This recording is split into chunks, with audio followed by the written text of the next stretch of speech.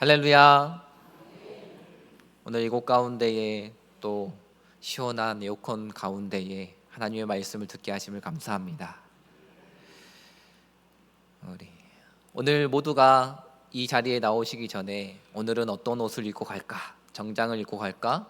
아니면은 이쁜 꽃가 옷을 입고 갈까? 이렇게 옷을 정하고 나오셨을 것입니다.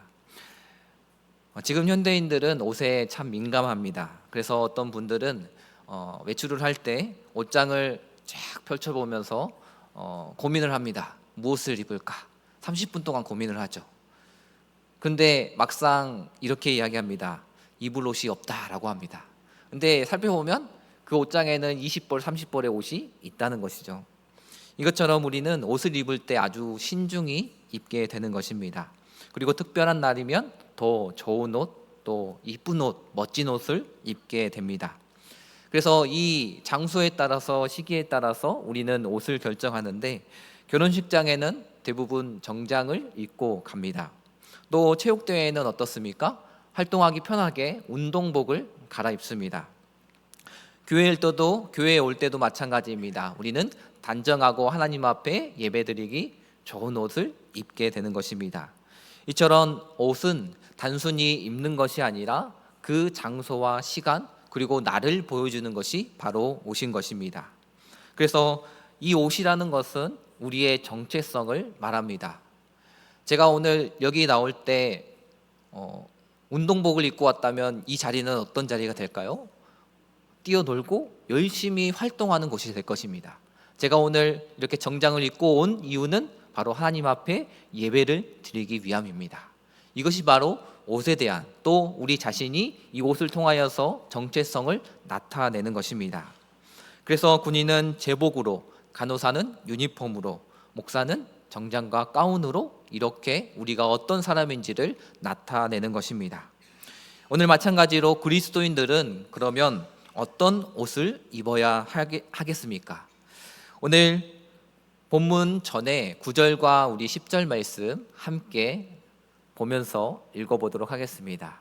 우리 성경책을 가지고 다니는 게 그리스도인의 마땅한 책무이죠. 우리 9절과 10절 말씀 함께 읽어보도록 하겠습니다.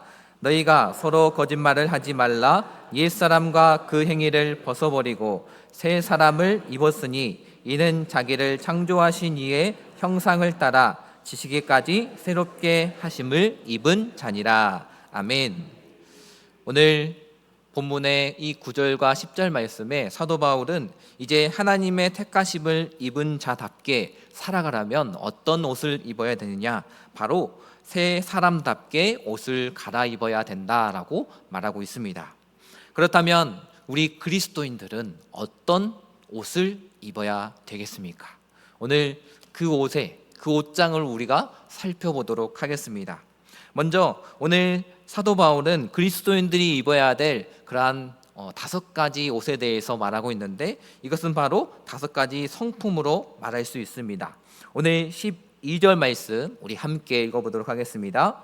그러므로 너희는 하나님이 택하사 거룩하고 사랑받는 자처럼 긍휼과 자비와 겸손과 온유와 오래 참음을 옷 입고. 아멘. 오늘 이 5가지의 옷을 입으라라고 말하고 있는데, 이 5가지 옷을 보면 어떻게 보면 이 그리스도인들이 꼭 입어야 될 그러한 기본 이 옷들을 말합니다. 우리가 옷장에 보면 뭐 정장, 아니면 운동복, 아니면 셔츠, 이렇게 각 때마다 입는 옷이 마련되어 있는 것처럼 이 5가지는 우리의 그리스도인들의 옷장에 기본적으로 들어가야 될 그러한 옷들인 것입니다. 먼저 첫 번째로 긍휼의 옷을 보면, 이 긍휼이라는 것은 우리가 단순히 안타깝다 이렇게 말하는 것이 아니라 우리의 눈에서 눈물이 날 정도로 그 감정을 공유하고 공감하고, 또한 우리의 심장을 움직일 만한 그러한 것을 긍휼이라고 말합니다. 그래서 예수님께서는 이 긍휼에 대해서 누가복음 7장에 이 나인성 과부의 외아들이 죽어서 이 장례 행렬을 하고 있을 때 예수님은 그녀를 보고 어떻게 하셨냐? 바로 불쌍히 여기셨습니다. 오늘 본문에 나오는 것처럼 긍휼히 여기셨던 것입니다. 그래서 그녀에게 이렇게 이야기합니다. 울지 말라라고 이렇게 말씀하시고 그 아들을 살려주셨습니다. 이처럼 국률은 상대의 상처, 그 아픈 마음을 똑같이 느끼는 것입니다. 그래서 그 아픈 마음을 감싸주고 또한 예수님도 이렇게 그 국률하심을 나타내셨던 것입니다.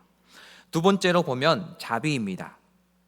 이 자비는 이 국률보다 더 한 단계 나아가는 것을 말합니다. 그래서 더 한 걸음 나아가 행동으로 보여주는 것이 바로 자비라는 것입니다. 자비는 내가 가진 것을 사용해서 다른 사람을 도와주고 또 그 필요한 것을 채워주는 것을 말합니다. 우리는 이 자비에 대해서 볼 때 사마리아 여인, 선한 사마리아인에 대한 이야기를 들 수 있죠. 강도를 만난 자를 치료해주고 또한 짐승을 태워서 여관까지 데려다주고 그 비용까지 지불한 모습을 보면서 그 자비를 베풀었다라고 우리는 이렇게 말합니다. 이처럼 다른 사람을 향한 희생과 그리고 그것을 실천할 수 있는 그런 모습이 바로 자비의 본질인 것입니다. 우리가 그냥 생각만 하는 것이 아니라 행동으로 나타내는 것이 바로 자비의 모습이라는 것입니다. 우리가 마음에 그치지 않고 우리의 손과 발을 통하여서 행동하는 것이 이 자비인 것입니다. 우리가 이처럼 마음만 품지 말고 행동을 통하여 자비를 나타내는 분들이 되시길 소원합니다. 세 번째 성품의 옷은 바로 겸손입니다. 이 겸손이라는 것은 자기가 어떤 존재인가를 알고 또한 남을 높이는 태도입니다. 우리는 그 하나님 앞에 내가 어떠한 존재인가, 바로 죄인인 존재임을 알고 하나님을 높이는 그러한 겸손한 자가 되어야 합니다. 그런데 현대인들은 어떻습니까? 모두가 높은 자리를 얻으려고 합니다. 그래서 자신을 자랑하고 높이려고 합니다. 그러나 그리스도인들은 어떻게 해야 될까요? 바로 예수님처럼 낮아지는 그러한 겸손의 모습을 보여야 하는 것입니다. 예수님은 어떤 겸손의 모습을 보이셨을까요?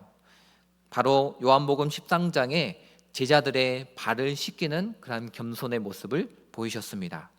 당시 발을 씻기는 것, 어떤 것을 말할까요? 요즘에도 우리가 발을 씻겨주는 것, 내가 다른 사람에게 내 발을 보여주면서 내 발 좀 씻어달라, 아니면 내가 다른 사람의 발을 씻겨주는 거 쉽나요? 어렵습니다. 일생에 한 번 하기 어려운 것입니다. 이 당시에 이스라엘에서 발을 씻겨준다는 것은 다른 사람들 앞에 무릎을 꿇고 그 발을 깨끗이 씻어주는 것이죠. 그래서 이러한 역할을 담당했던 사람은 바로 종들의 역할을 했던 사람입니다. 그래서 예수님은 이 종처럼 자신을 낮추시며 또한 내가 너희에게 이 본을 보였다라고 말씀하시는 것입니다.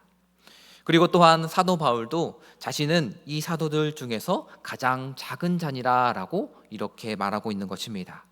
이처럼 우리는 예수님처럼 사도 바울처럼 우리 자신을 낮추는 옷을 입어야 합니다. 네 번째로 우리는 온유의 옷을 입어야 합니다. 온유라는 것은 어떤 것을 말할까요?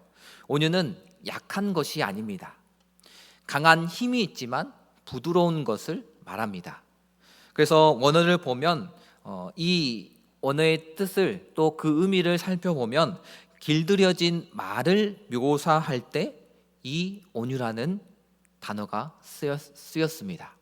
말은 어떻습니까? 우리보다 힘이 셉니다. 그러나 이 힘이 있는 말이 주인의 명령에 따라서 움직일 줄 아는 상태가 바로 온유한 상태입니다. 그래서 힘은 있지만 부드러운 사람, 우리가 힘은 가지고 있지만 하나님 앞에 순종할 수 있는 사람이 바로 온유한 사람인 것입니다. 다섯 번째로 오래 참음입니다. 오래 참음이라는 것은 우리가 다른 말로 표현하면 인내한다, 인내력을 말합니다. 그래서 우리는 정말로 끈기가 있다라고 다르게 표현하죠. 요즘 시대에 우리가 가장 부족한 것이 바로 이 인내라는 것입니다. 오래 참음이라는 것은 우리가 감정을 꾹꾹 눌러 담는 것뿐만 아니라 그 인내한 이후에 상대방이 변화하는 것까지가 바로 오래 참음입니다. 그래서 그 상황 이후에 그 오래 참음을 인해서 다른 사람이 변화하는 모습까지, 거기까지가 인내한다라는 것입니다. 우리는 상대방에게 변화할 수 있도록 끝까지 참고 인내하는 그러한 믿음으로 버티는 믿음이 있어야지 이 인내한다라는 말인 것입니다. 이러한 인내했던 인물은 어떤 사람이 있을까요? 창세기에 보면 아브라함이 있습니다. 이 아브라함은 그 아들 이삭을 받기까지 25년 동안 기다렸습니다. 이처럼 인내한다라는 것은 시간이 1년, 2년, 3년이 걸릴 수도 있고 때로는 10년, 20년, 30년이 걸릴 수 있는 긴 인내를 말할 때도 있는 것입니다. 제가 예전에 한 교회에서 사역을 할 때 아주 느릿느릿한 그런 청년이 있었습니다. 이 청년을 보면서 때로는 마음이 답답하고 또 아이고 왜 저렇게 못할까 이런 생각도 들었지만 하나님께서는 이 한 사람을 통해서 저에게 인내를 가르쳐 주셨던 것이었습니다. 그래서 그때 진정한 긍휼과 또 자비와 인내가 무엇인지 깨닫게 된 것입니다. 이처럼 이 5가지의 옷을 통하여서 긍휼, 자비, 겸손, 온유, 오래 참음을 통하여서 우리는 옷을 입어야 되는 것입니다. 이 5가지가 그리스도인들의 기본 착장이라는 것이죠. 그런데 반대적으로 우리가 입지 말아야 될 옷들도 있습니다. 즉 불평하는 그런 말들. 출애굽기에 보면 광야의 그 이스라엘 백성들은 말끝마다 불평하고 불만을 드러냈습니다. 이것이 바로 우리가 입지 말아야 될 옷입니다. 두 번째로 분노의 옷입니다. 가인은 그 분노를 참지 못해서 욱하고 터지는 감정 때문에 살인까지 가게 되는 그러한 결과를 보게 됩니다. 우리는 이 분노의 옷을 입지 말아야 합니다. 또 다른 옷들로 다른 사람을 말로 그냥 찍어 누르는 그러한 비난하는 그러한 옷들, 또 자신이 옳다고 생각하는 그러한 교만의 옷들이 있는 것이죠. 이러한 옷들은 그 하나님의 나라 옷장에 또 그리스도인의 옷장에 어울리지 않는 옷들입니다. 이것은 우리가 벗어야 될 그러한 옛것들이라는 것입니다. 이처럼 우리는 긍휼과 자비와 겸손과 온유와 오래 참음을 통하여서 우리가 새롭게 옷 입는 새 사람이 되는 그러한 성도가 되어야 할 것입니다. 오늘 13절 말씀에 보면 또 용서라는 옷이 있습니다. 우리 13절 말씀 우리 함께 읽어보도록 하겠습니다.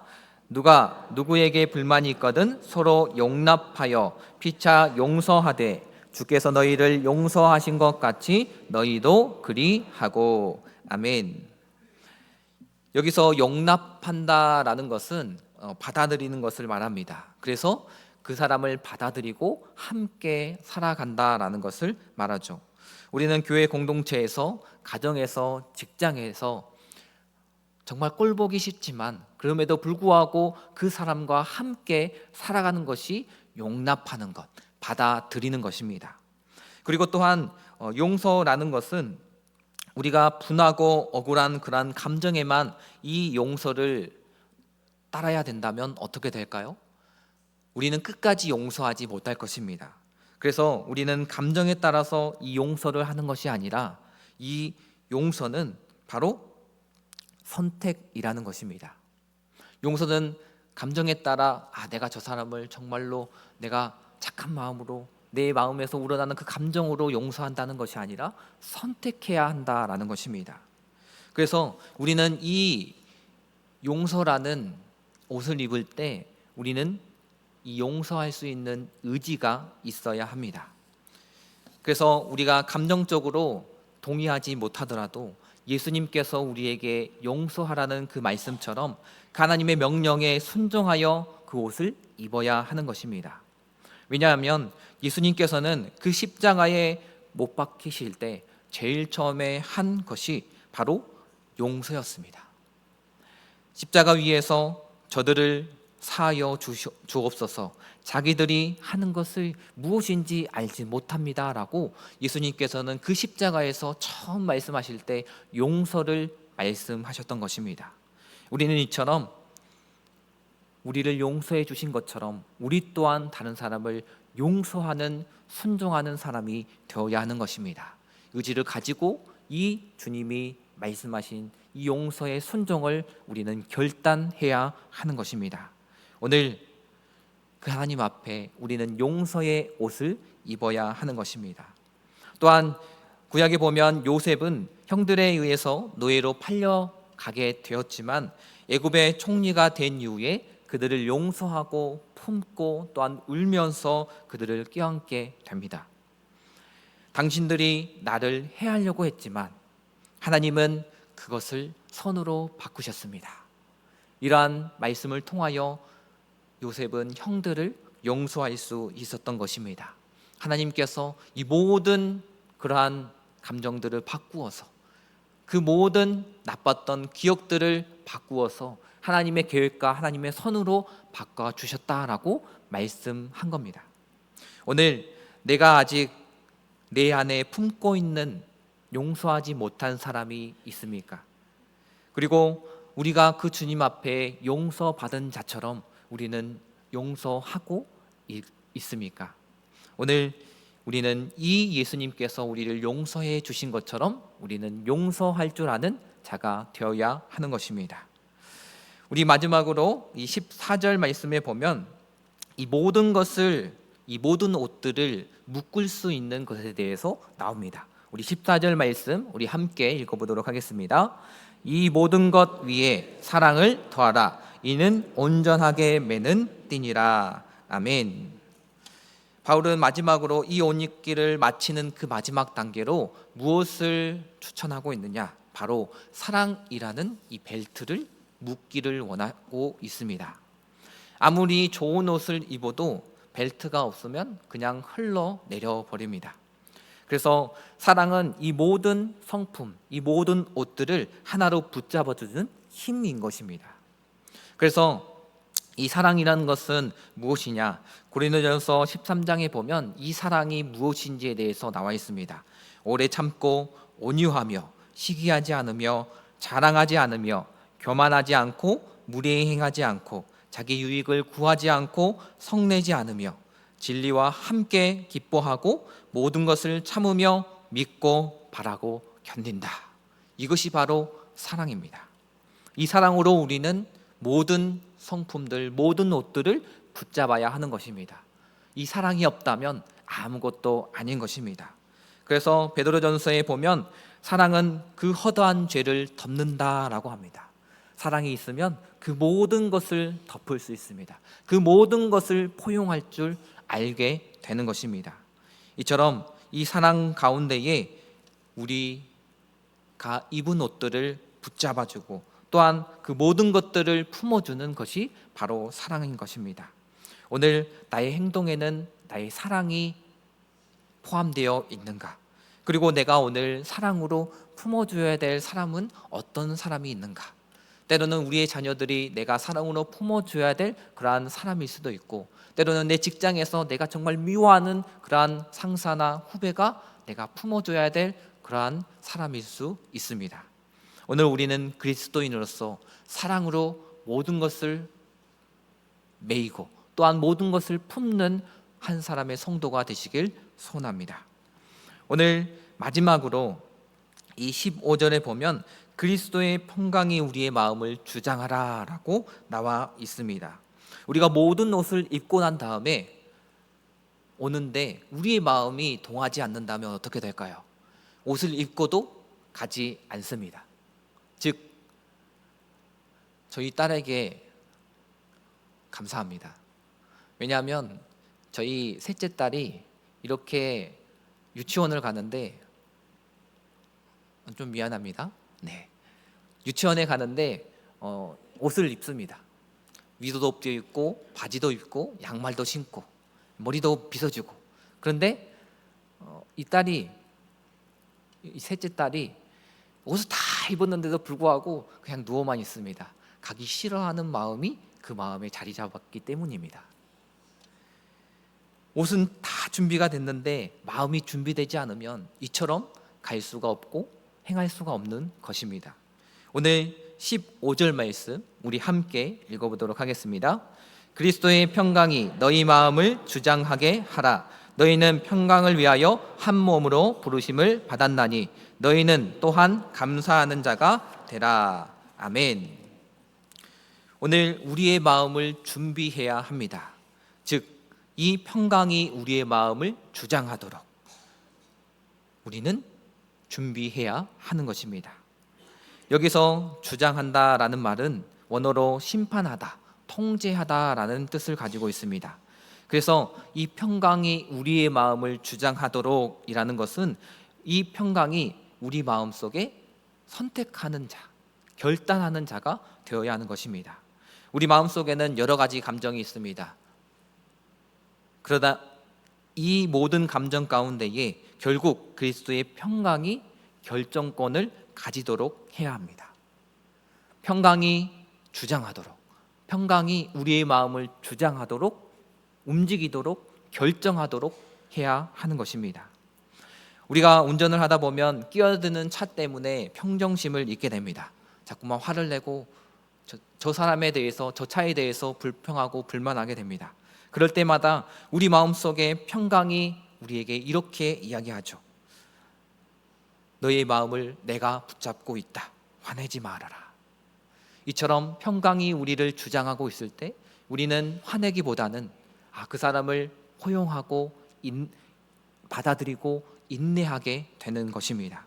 오늘 우리의 마음을 평강으로 다스리는 그 주님 앞에 우리가 간절히 기도하길 소원합니다. 하나님, 우리의 마음을 평강으로 다스려 주옵소서. 하나님, 이 마음에 일어나는 일이 일어날 때 그 평강으로 나를 다스려 달라고 기도하는 우리가 되길 소원합니다. 오늘 그래서 마지막으로 이 감사에 대해서 나오는데, 우리가 불평하면 우리의 마음이 시끄럽게 되고 우리의 마음이 어지럽게 됩니다. 그러나 감사를 하면 어떻게 될까요? 우리의 마음은 평온을 찾게 됩니다. 그래서 이 감사는 우리의 마음을 잠재우는 그러한 영적인 진정제가 되는 것입니다. 우리는 우리 마음속에 이 평강을 통하여서 날마다 감사의 열매를 맺는 우리 모두가 되시길 소원합니다. 그래서 오늘 하루 내가 무엇에 대해서 감사할 수 있을까? 이것을 생각해 보아야 하는 것입니다. 오늘 본문을 통해서 하나님은 하나님이 택하신 자, 그리고 거룩하고 또 사랑받는 자에 대해서 말하고 있습니다. 그리고 그렇게 살아가라, 그런 사랑받는 자로 살아가라 라고 말하고 있는 것이죠. 우리는 모두 이 것을 입은 자들입니다. 오늘 제목 말씀이 우리는 무슨 옷을 입고 있습니까? 라고 질문하고 있습니다. 오늘 우리는 하나님의 그 은혜를 입었고 그 하나님의 사랑을 입었고 또한 그 용서를 우리는 입었습니다. 이제는 그렇다면 우리는 어떤 옷을 입고 살아가야 될 것인가? 바로 그리스도인이라는, 성도라는 그러한 직책에 또 모습에 알맞는 옷을 입고 살아가야 합니다. 그래서 오늘 보았던 것처럼 긍휼, 자비하심, 그리고 겸손, 온유, 오래 참음, 그리고 또한 용서, 이 모든 것을 포함하고 붙잡을 수 있는 사랑, 그리고 오늘 우리의 마음을 또한 평강으로 주장하시기를 소원합니다. 이처럼 우리가 그 옷을 입음을 통하여서 그리스도인이 되었다라고 주님 앞에 보여드릴 수 있는 우리들이 되길 소원합니다. 우리의 정체성은 무엇인가? 바로 주님이 택하신, 주님이 사랑하신 성도 그리스도인이라는 것입니다. 그래서 우리가 오늘 말씀을 들으면서 하나님, 내가 용서하지 못하는, 내가 용서를 품어야 된, 포용하는 사람이 어떤 사람인가 생각해 보시며, 또한 고린도전서 13장의 말씀처럼 우리가 사랑의 언어로, 이 사랑으로 주변을 감싸안는 우리가 되시길 소원합니다. 또한 이 평강의 마음을 다스리도록, 평강이 우리의 마음을 다스리도록 우리의 그 감정의 자리를 내어드릴 수 있는 우리 모두가 되시길 소원합니다. 오늘 말씀을 마무리합니다. 우리가 그리스도인으로서 입어야 될 옷들은 오늘 들었던 말씀과 마찬가지입니다. 그리고 우리가 입지 말아야 될 옷들은 불평, 불만, 그리고 교만, 비난, 그리고 무관심입니다. 오늘 우리가 할 일은 간단합니다. 그리스도인이라는 옷장을 열고 그리스도인의 옷을 입고 사랑의 허리띠를 메고 그리고 평강으로 우리의 마음을 단정하는 것입니다.